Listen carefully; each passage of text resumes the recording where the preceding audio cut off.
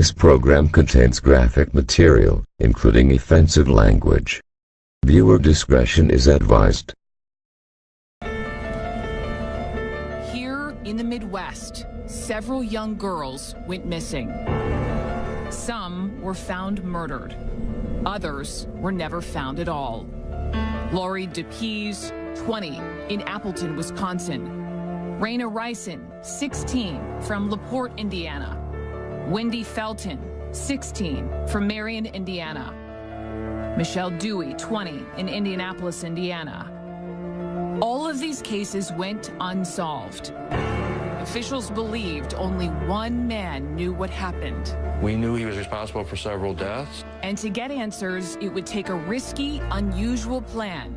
Send a convicted drug dealer undercover into a dangerous prison to befriend an alleged serial killer. I'm not a serial killer hunter. I said, so how am I going to do this? At stake, answers. Wondering where she is, wondering what happened. Peace for grieving families. You want to find her and you want to bring her home and you can't. And one man's freedom. They don't just turn around and give out candy and say, you're free to go. I went through hell and back.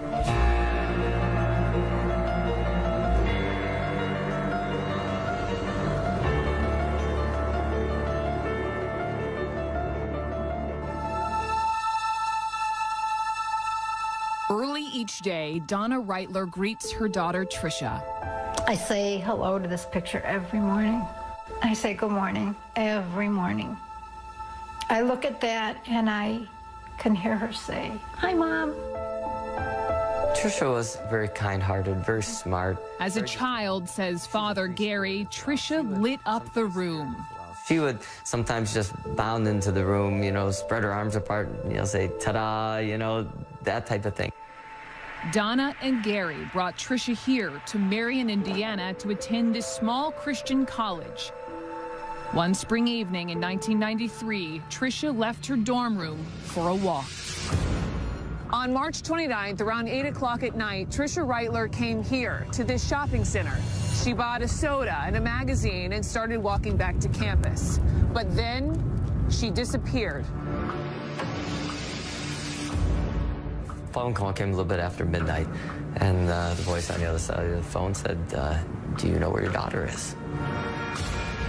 19-year-old Tricia Lynn Reitler was last seen about 8 o'clock Monday night. She had just stopped. Tricia's disappearance rocked the community and devastated her parents. Who's ever responsible will never know what they've taken away from us. Tricia's mother made a desperate appeal to Tricia on the Jerry Springer Show. Hang in there and know that we love you, and we're doing everything we can to find you. Despite huge media coverage and their pleas for answers, none ever came. It's like she just vanished into thin air.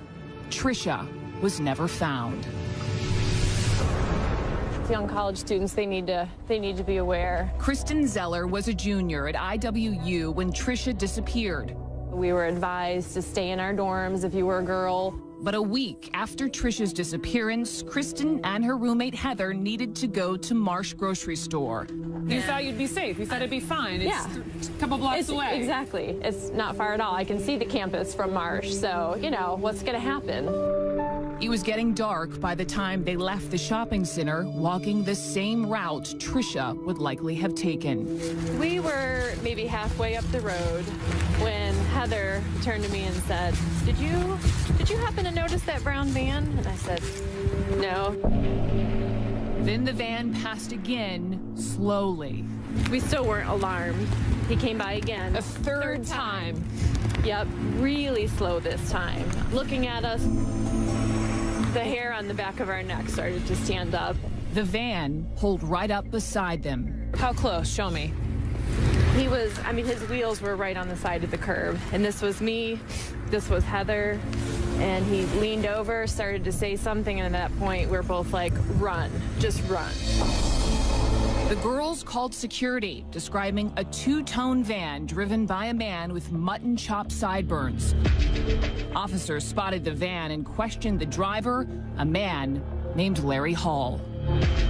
Hall said he'd been looking for a friend's address, but the address he gave didn't exist. So officers let Hall go.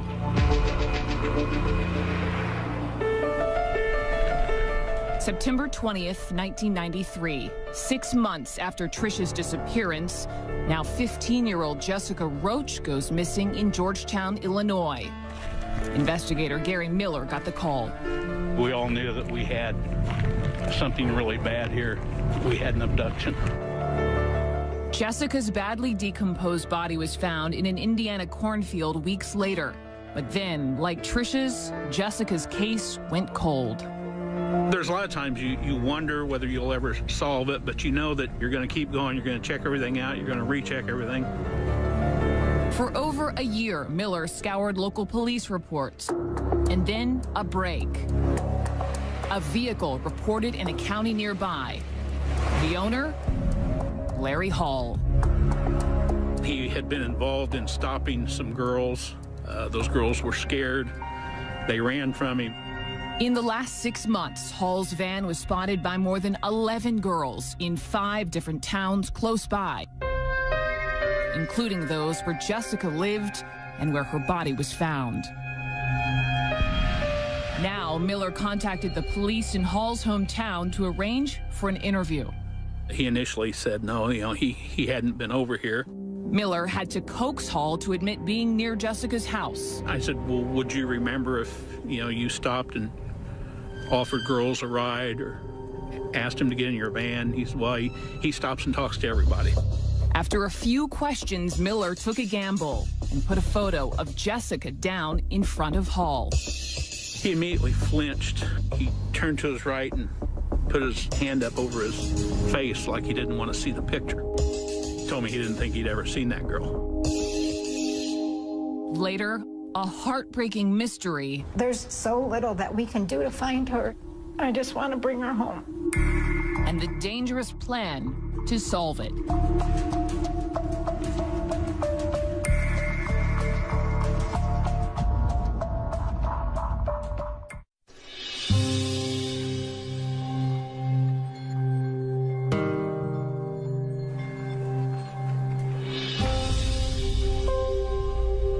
Larry Hall and his brother Gary had always been a little different.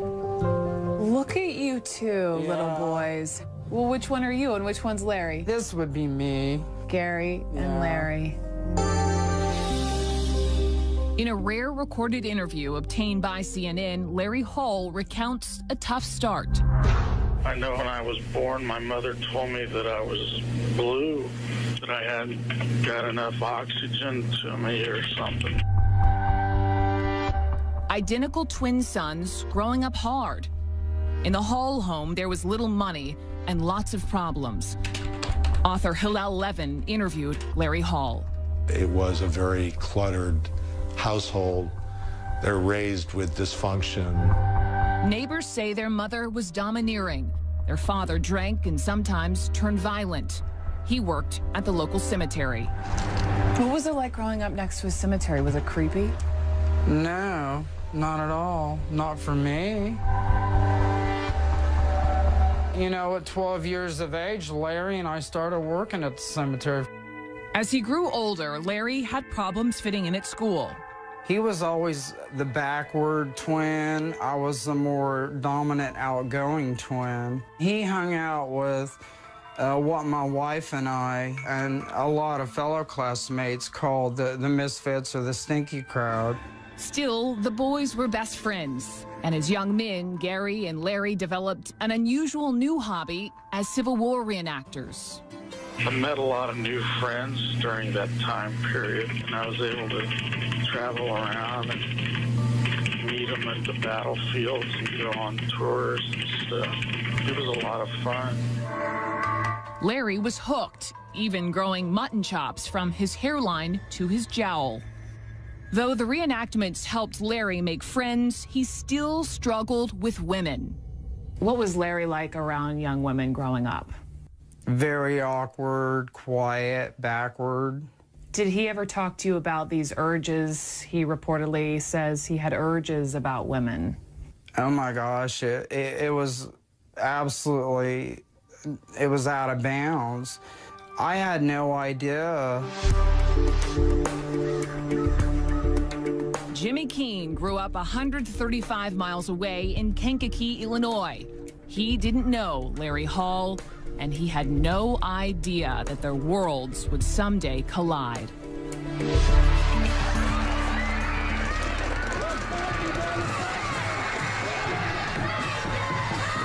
Going to be third down and 5 to the 25-yard line. For Jimmy Keene, life couldn't have been more different.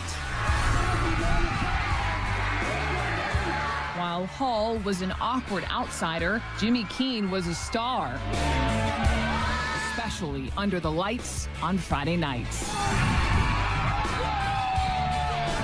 We would come out here, the lights would be on, the whole stadium would just be completely full, and the crowd would be roaring, and it was just a very euphoric, unbelievable high.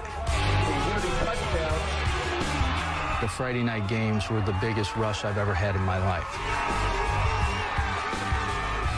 A gifted athlete, he lettered in 2 sports, studied martial arts, and inspired fear in everyone he faced. Do you like having people terrified of you just a little bit? Well, in that kind of sport, sure, you have to. Well, that's why they called me the Assassin. So. You were the Assassin. Yes, my nickname was the Assassin. And the reason my name was the Assassin is because I put somebody out of every game I've ever played. Keene wasn't just the hometown hero, he was his father's namesake. My dad generally sat up here in the corner over here. If I made a spectacular play, he would always give me the, "You did good, son," you know. How often was he sitting in the stands? Every single game of my life. Never ever missed a game. He never even missed my practices. That mean a lot to you? Absolutely. My dad was, he was my backbone. Keene was as popular as he was athletic. You were a legend. Yeah, I mean, there was no doubt. I mean, they had posters of me all over town. I mean, everybody knew who I was with my sports ability. So, yeah, I was the most popular guy around. There's no question I was voted most popular guy in school. Jimmy seemed to have everything, except enough money to keep up with the rich kids at school. And he only saw one way to get it.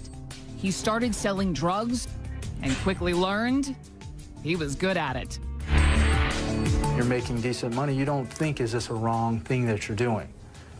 So I kept growing into it and growing into it. And by the time I was 20 years old, I mean, I was sitting on top of an empire.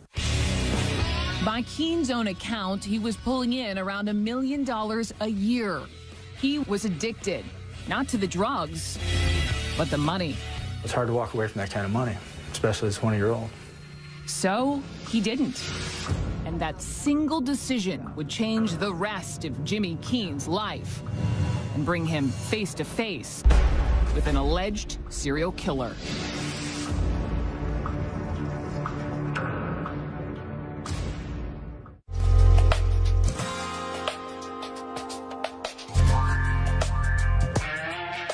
Your license plate, extra HP? Extra HP.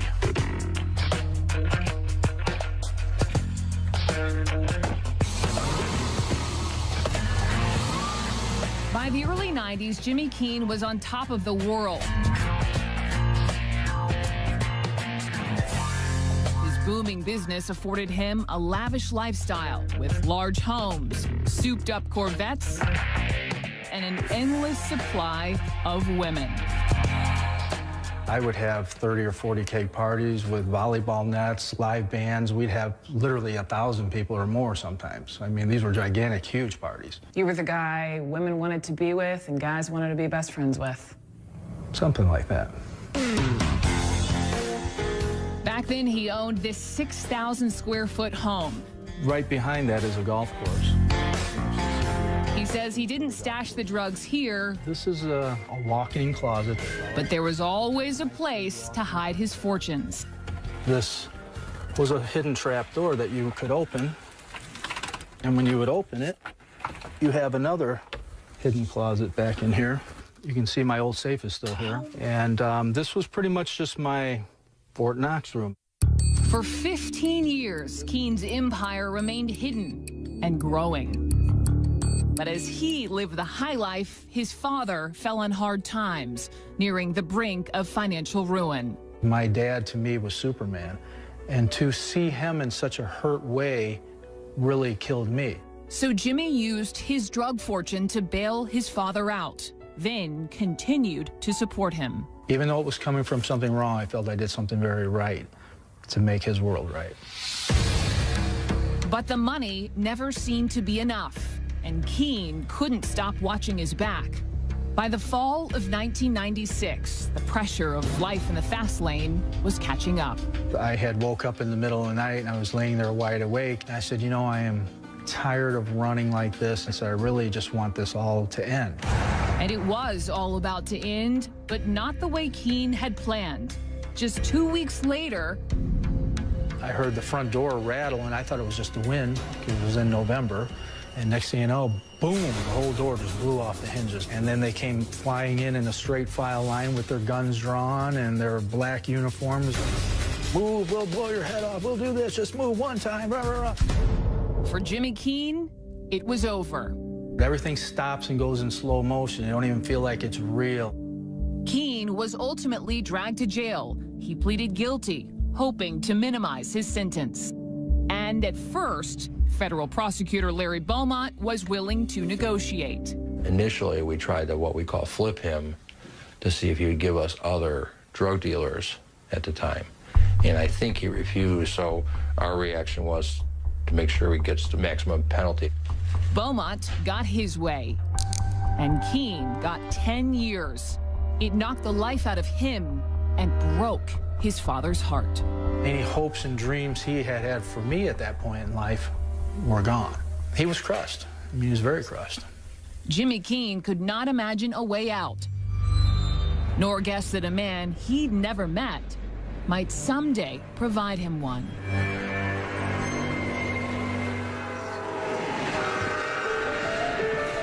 November 1994, Wabash, Indiana. It had been 2 weeks since Larry Hall recoiled from a photo of Jessica Roach.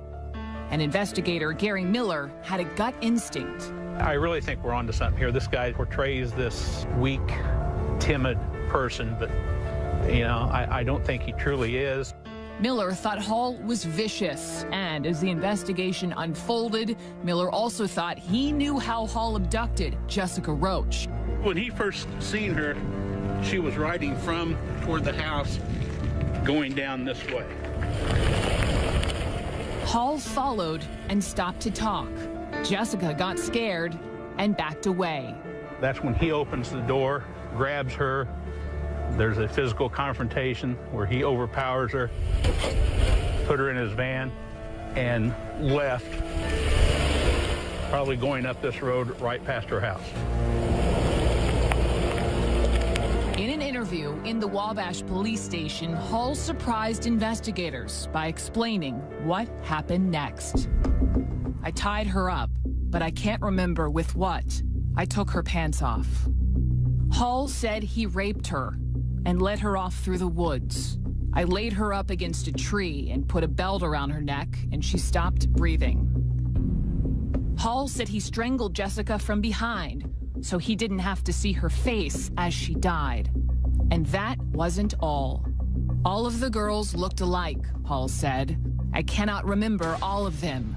I picked up several girls in other areas, but I can't remember which ones I hurt. Several girls in other areas. There were more victims than just Jessica Roach.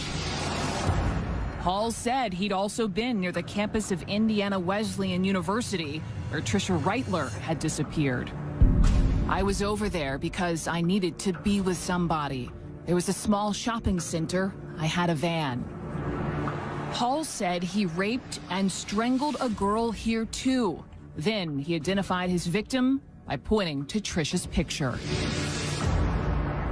Tricia's disappearance had remained a mystery for 18 months. We were just kind of sitting on the sidelines waiting for information to come in. With little evidence and local police insisting on another suspect, Tricia's parents, Gary and Donna, still suffered.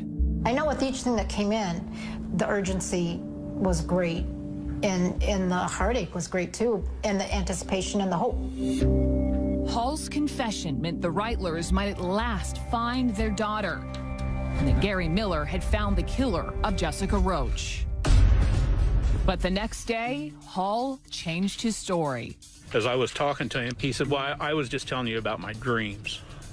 And that didn't really happen. He said it was just my dreams. And I said, well, Larry, that's not what you said. You said this had happened, and that, you know, you didn't like talking about it because you didn't like the things that you'd done, but you never mentioned it being a dream. But he stuck to his new story. Larry Hall was recanting everything.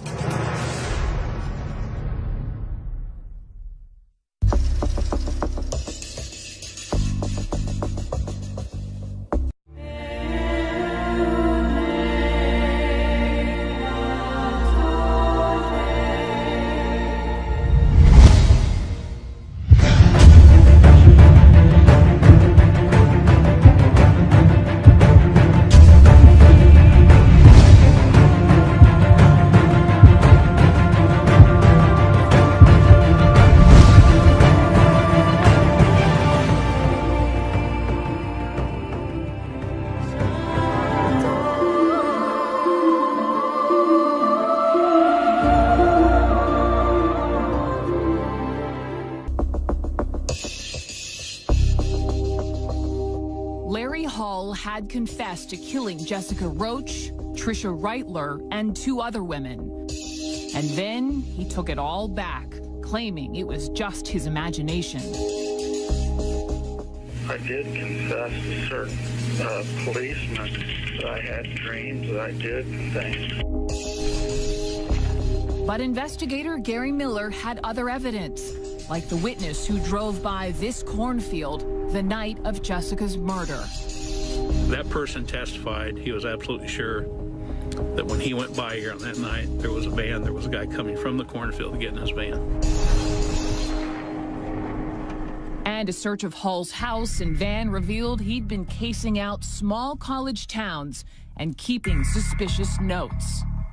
Seen joggers and bikers, many alone. Check colleges, parks, seen some prospects. Hall also made lists for the hardware store. Buy 2 more plastic tarps. Cover all floor and sides of van. And Hall wrote himself troubling instructions.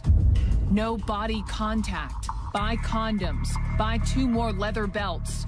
Find one now. Amongst Hall's things, investigators found newspaper clippings about Roach and Reitler, possessions from other missing girls, and pornographic pictures Hall had altered.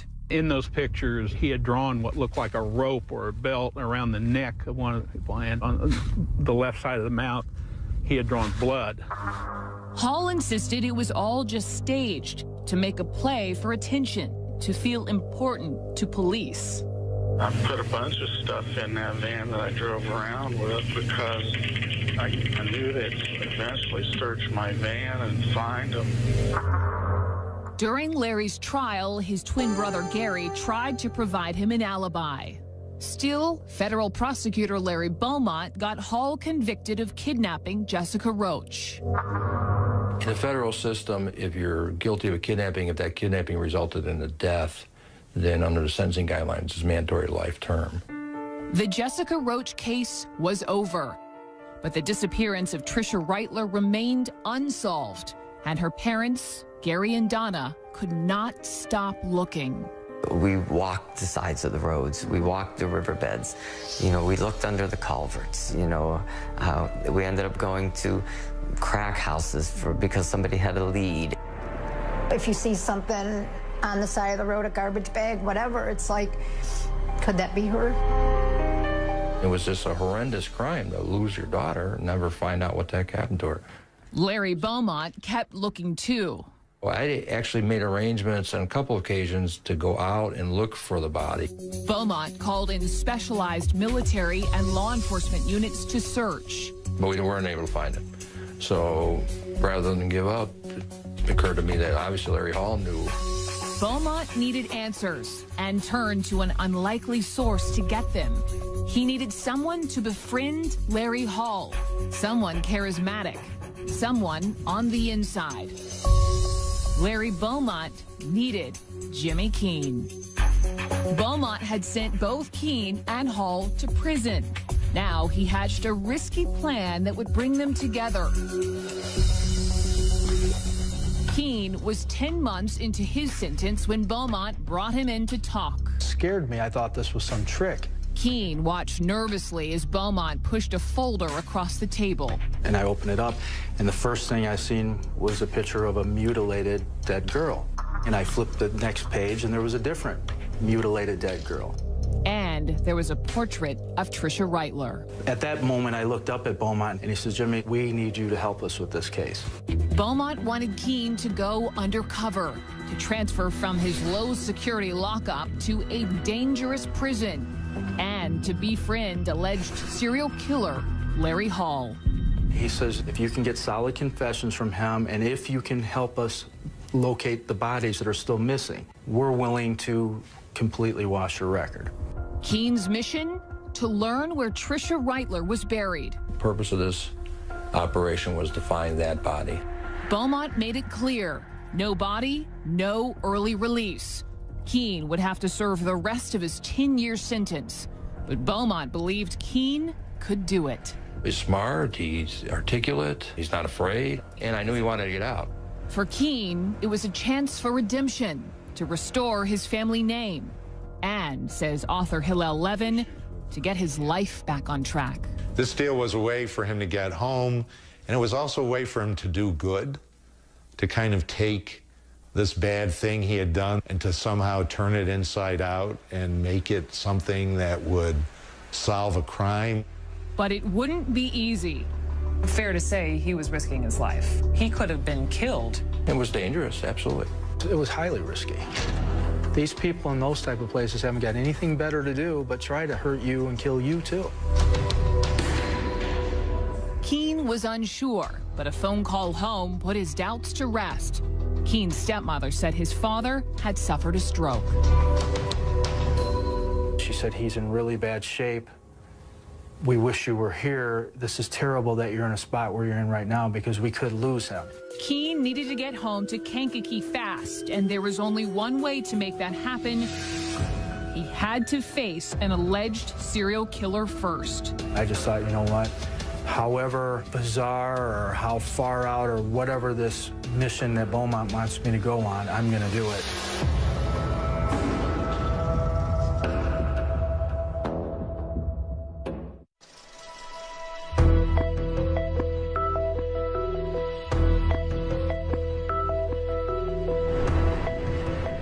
Driving up to the prison in Springfield, Missouri, Jimmy Keene didn't know if he'd made the best or worst decision of his life. I started to get cold feet, and I looked at the U.S. Marshal and I said, listen, I said, you know, how do we know Beaumont's going to live up to his word? They all assured me he would. And I said, well, you know, I'm not really sure if I can do this.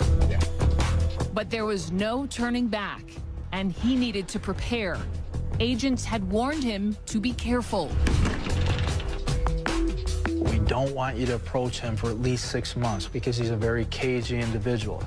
If he senses one thing wrong, he goes into his shell like a turtle and you'll never get him back out once he's in. But Keene didn't have time to wait. He needed to get home to his ailing father. So hours after becoming a Springfield inmate, he spotted Larry Hall and made his first move. I made it a point for us to bump shoulders together. And as we gently bumped shoulders together, I turned around and I said, oh, excuse me. I said, listen, I said, I'm new here. I said, you wouldn't happen to know where the library is, would you? Hall offered to show Keene the way. And I just reached over and I kind of slapped him on the shoulder and I said, thanks a lot. I appreciate that from a cool guy like you. Over the next week, Keene watched Hall's every move from his cell across the hall. And I walked up to him and I says, hey, this is where I'm at. I said, are you in this area here? And he goes, yeah, I'm right there, you know, and he bugs his eyes out of his head. I said, oh, well, that's great. I said, you're right by me. I said, you know what? I told you were a cool guy, and I'm glad that you're by me and all this and that. And that's when he basically offered sometime if I'd ever want to have breakfast with him and his friends. Keene was making progress, slowly gaining Hall's trust. But life at Springfield was complicated and dangerous. So Keene figured out a way to use violence to his advantage. It was a Saturday night, and Hall was in the TV room, mesmerized by an episode of America's Most Wanted about serial killers. Suddenly, another inmate approached the TV. And you could tell this guy had been in for a long time. He was a real big, buff guy. And he just walked up to the TV, looked at everybody in there, and he decided he's going to turn the TV channel. And he turned it. And I found this very interesting. Larry looked at me and very quietly mumbled under his breath. He goes, "Hey, I was watching that show." Keene leaped into action and knocked the guy out. And I nailed him with an uppercut, and then I kicked him through 3 rows of chairs. He was beat up real bad and had to go to the hospital. And they took me and threw me in the hole. It was worth it, and it was a breakthrough with Hall. He not only now looked at me as a guy that he could look at and say, wow, he thinks I'm cool. Coming from him, that's a compliment. And now he's also able to protect me. Now, Keene had Hall's trust and had him talking. One night in Hall's cell, he told Keene the truth about what happened to Tricia Reitler.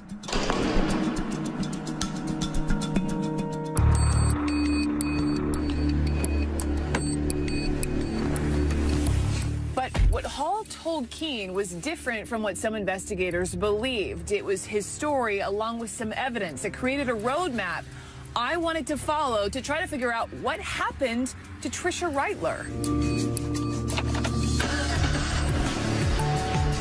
Tricia would have left this supermarket parking lot walking just a couple of blocks back to campus. Somewhere along this road, Hall told Keene he got Tricia into his van. When she fought off his advances, he says he choked her to keep her quiet. Hall told Keene he blacked out, and when he woke up, Tricia was naked and lifeless.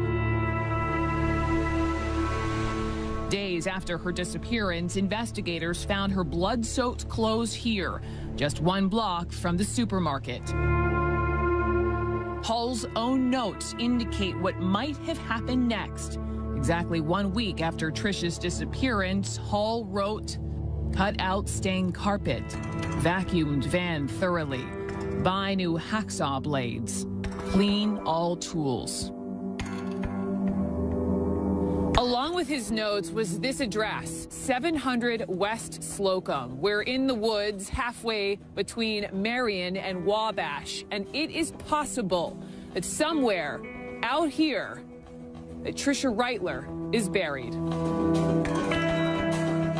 He said, so he got some lime together, he got a shovel, and he got a lantern, and he drove her way out into the woods, and he buried her out in the woods. He admitted to you that he buried her in the woods. Several times he's admitted that, yes. I basically made him feel like it was okay to tell me his secret. But Keene still needed the secret that would set him free, the exact location of Tricia's body. Weeks later, he thought he nailed it when he found Hall hovered over a map in the prison workshop. It was a map with red dots over Indiana, Illinois, and Wisconsin, and he covered it up really fast. Lined up at the edge of the map were a dozen wooden falcons. And I said, wow, this is pretty cool. Did you make these? He says, yeah, I make them. And he goes, it's really cool, isn't it, Jim? He goes, they watch over the dead. Falcons to watch over the dead, and a map marked with dots. It was the information Keene thought would surely lead to the exact location of Tricia's body. In that moment, what did you think? This is my ticket to freedom. I did, because I thought, this is it. I've got solid confessions out of him. We know specific details. We know how he's done it now. Keene believed he had his answer, that he'd soon be free, that he was done forever with Larry Hall. So that night at lockdown, Keene decided to tell Hall what he really thought. I told him that he was a f***ing sicko. I told him that he was insane. I said that you are one of the most despicable forms of human life on this planet. He, at that point, slid away from me and was, like, really terrified of me all of a sudden. And he says, Beaumont sent you, didn't he? Beaumont sent you, didn't he? Keene had blown his cover, and his outburst landed him in solitary confinement. It took some time before we found out that they put Jimmy in a hole, and so he was not able to communicate with anybody on the outside. By then, Hall's map and the Falcons had disappeared. Worst of all, as Keene was let out of Springfield prison to face Larry Beaumont, he didn't know if what he'd learned was enough to set him free.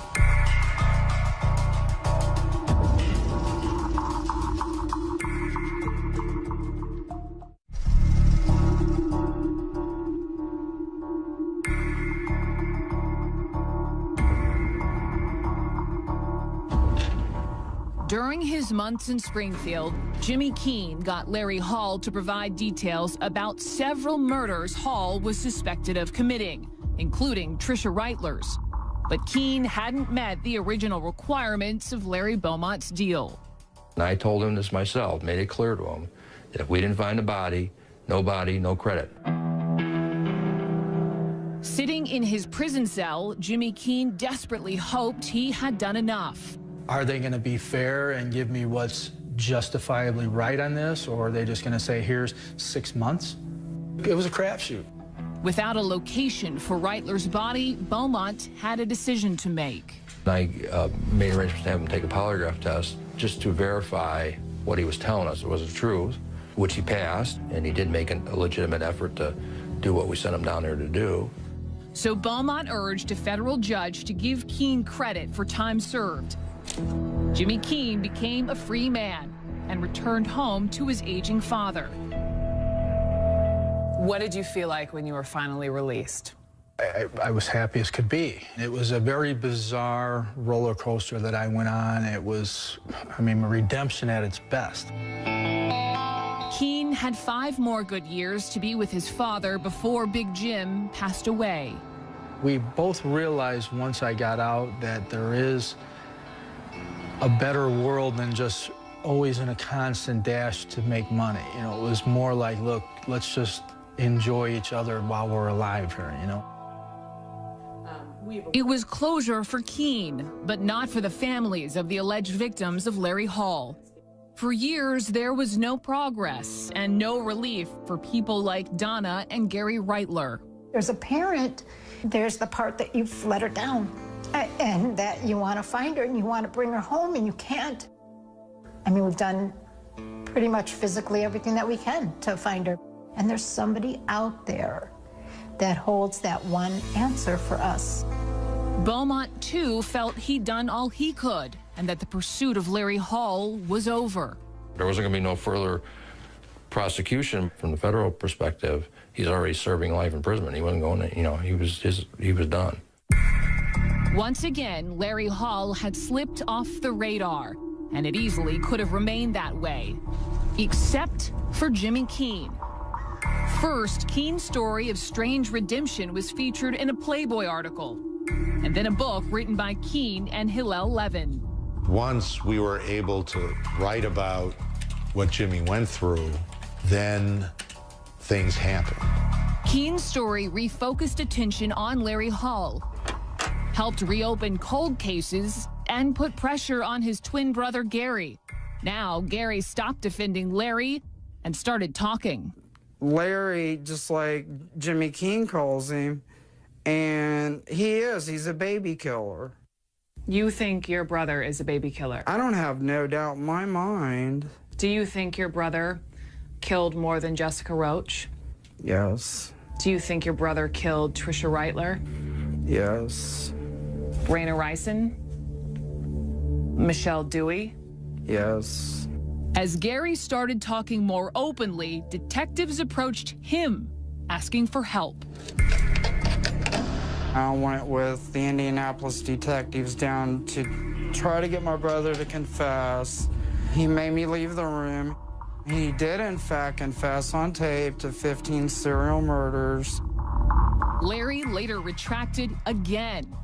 And while he can't ever seem to stick to one story, he does sometimes seem to have regrets. I didn't want to keep living my life the way I was living it. I wanted things to be different, but I guess I didn't really do the right things to change the way my life was going. Larry Hall refused our request for an interview. He has never been charged with crimes against anyone other than Jessica Roach. But Keene's story has caused officials across the country to take another look at Hall.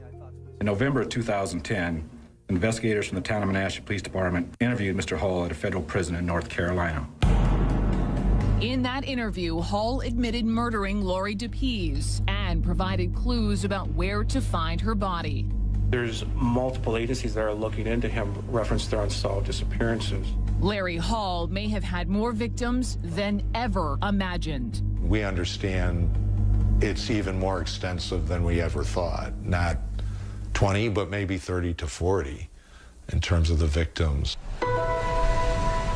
That leaves 30 or 40 families still awaiting answers. Which is why, says Levin, it is critical that serial investigations do not stop. 2 decades after Tricia Reitler vanished, her father, Gary, now believes Larry Hall knows where to find her. I think if Larry knew what we go through on a daily basis, you know, wondering where she is, wondering what happened, I don't think he would have any choice to confess and let us know where she's buried. Donna Reitler is not as sure. Yeah, he confessed, he recanted. He confessed, he recanted. Without a body, it's just another possibility. More than anything else, they just want their daughter back. To have a place to lay her to rest, just to be able to sit and just talk to her.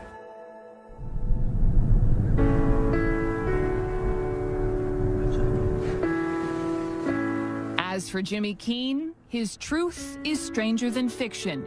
He's gone from football standout to drug dealer to undercover operative, and now to screen star, with his story in development as a Hollywood film. Still, says Keene, he thinks of the victims' families and hopes they'll find their answers. That's all they can do is keep hoping. There was a glimmer of hope when Jimmy Keene was involved here. Maybe something else will still evolve out of this. Maybe the things I've done and am still doing will still shine a light and give them hope at some point.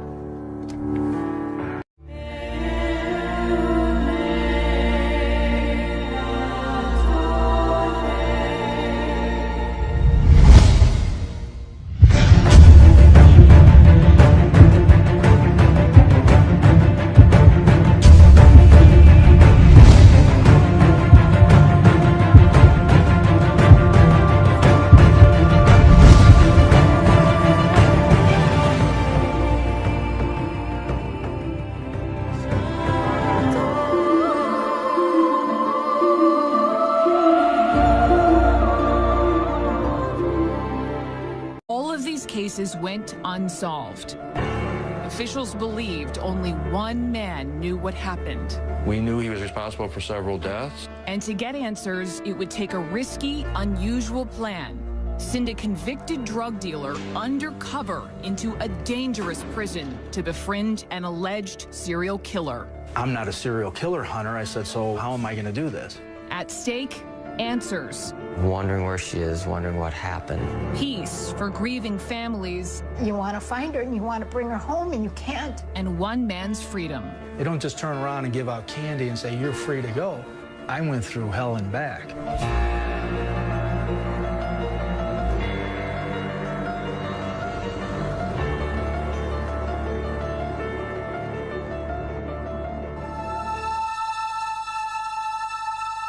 Early each day, Donna Reitler greets her daughter, Tricia. I say hello to this picture every morning. I say good morning every morning. I look at that and I can hear her say, hi, Mom. Tricia was very kind-hearted, very smart. As a child, says Father Gary, Tricia lit up the room. We're both like, run, just run. The girls called security, describing a two-tone van driven by a man with mutton chop sideburns. Officers spotted the van and questioned the driver, a man named Larry Hall. Hall said he'd been looking for a friend's address, but the address he gave didn't exist. So officers let Hall go.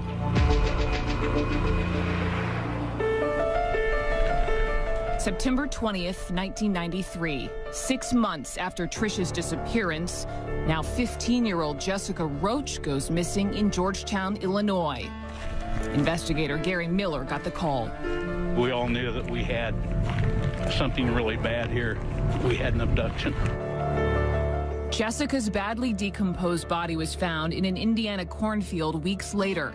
But then, like Trisha's, Jessica's case went cold. There's a lot of times you wonder whether you'll ever solve it, but you know that you're going to keep going, you're going to check everything out, you're going to recheck everything. For over a year, Miller scoured local police reports. And then a break. A vehicle reported in a county nearby. She would sometimes just bound into the room, you know, spread her arms apart, you know, say, ta-da, you know, that type of thing. Donna and Gary brought Trisha here to Marion, Indiana to attend this small Christian college. One spring evening in 1993, Trisha left her dorm room for a walk. On March 29th, around 8 o'clock at night, Trisha Reitler came here to this shopping center. She bought a soda and a magazine and started walking back to campus. But then she disappeared.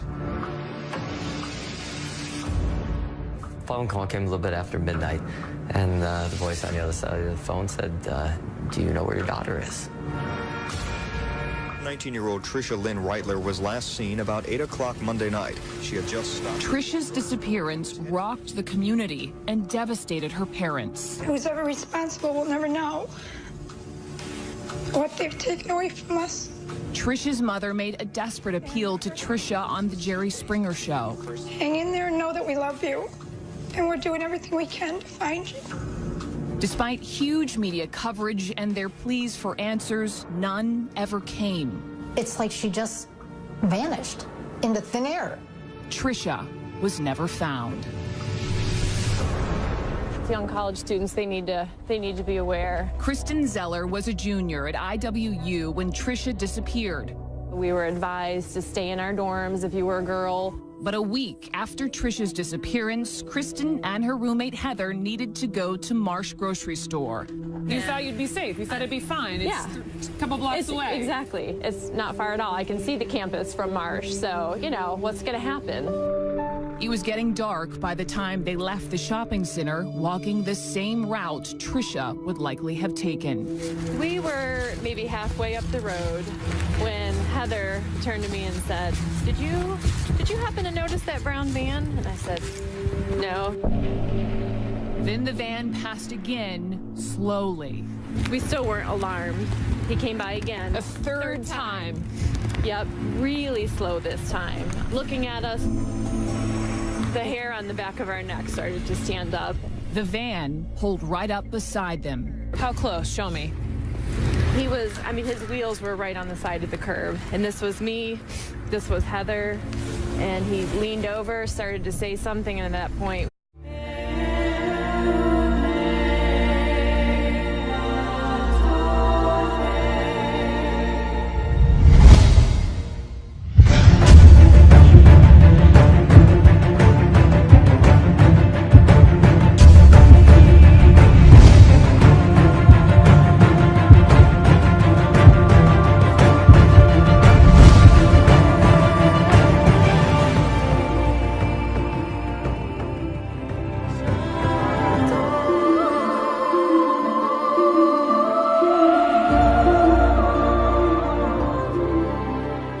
This program contains graphic material, including offensive language.